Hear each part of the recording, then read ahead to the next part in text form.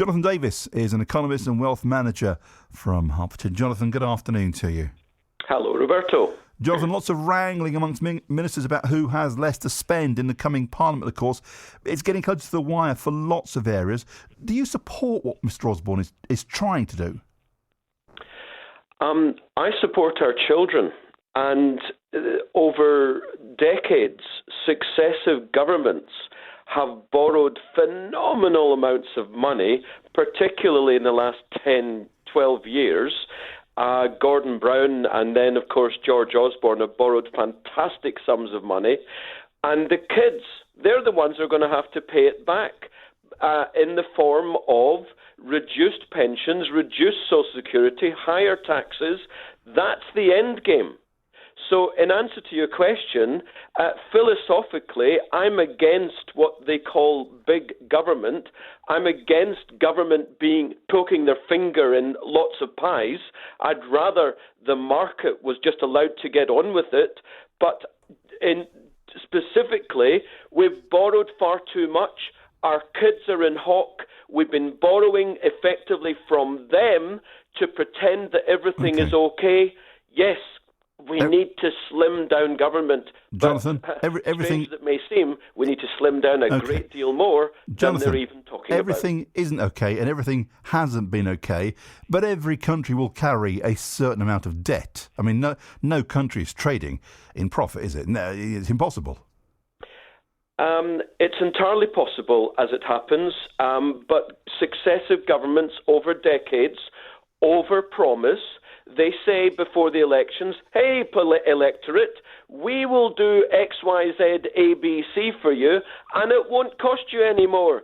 What they're actually meaning is they're going to borrow it from our children. And the amount of money that the United Kingdom now owes is more than at any time in history, barring the two world wars. And we got over the second. We did survive both world wars. We paid a huge price for it, and we did finish eventually paying off for them. So shouldn't we just carry this debt? The problem is, Jonathan, and it does come down to the political persuasion that we all have, of course. But you know, the kind of cuts he's got to announce on the 25th of this month, 30%. They're savage. It's because the government departments are too big in the first place. Government is too big. We've got too much government controlling too many of our affairs. You talk about politics. I talk about the next generation. You and I are about the same age. I'm thinking about our kids. I'm thinking about our grandchildren.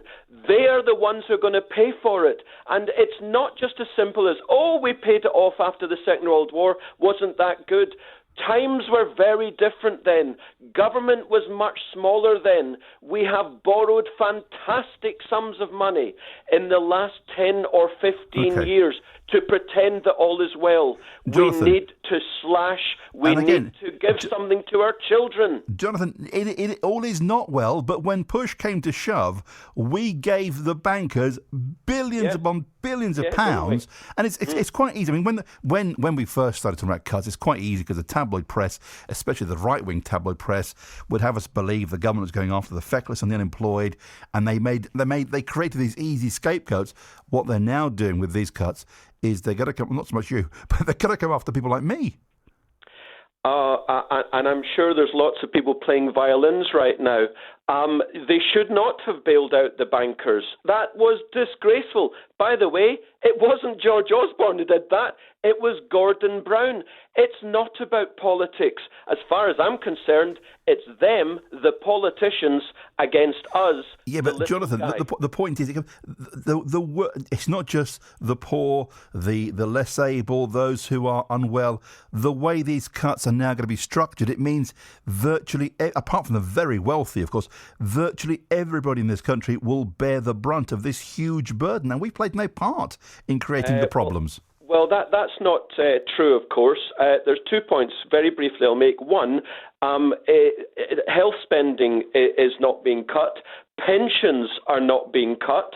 So there's whole swathes of the population who will not be affected by any of this.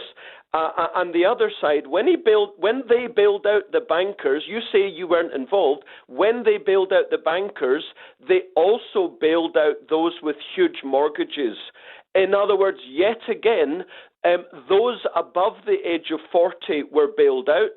Those under the age of 40 have taken the brunt of all of the ridiculous economic mismanagement that's taken place in the last 10 years through the crisis and beyond. These 30% cuts to key departments, transport, local government, environment and treasury, at the end of this parliament, do you think George Osborne will be able to stand up and say, I've inflicted these huge savage cuts on society, but look, we're in surplus now? Or do you think he'll say what he said at the end of the last parliament, give me a bit more time, I haven't quite got the sums right? Well, you've hit the nail on the head that I was hoping to come to. In 2010, he stood up after the Tories and Liberal Democrats won the election, and he, the Chancellor, said, by the end of this Parliament, 2015, this government will not be borrowing anymore. Oh my goodness, what actually happened was that government borrowed even more than Gordon Brown. Chancellor Osborne is now saying by the end of this Parliament we will no longer be borrowing. Well, Roberto, it's a bit like the unicorn. I'll believe it when I see it. Jonathan, always a pleasure. Thank you, sir. Jonathan Davis, economist and wealth manager from Hertfordshire.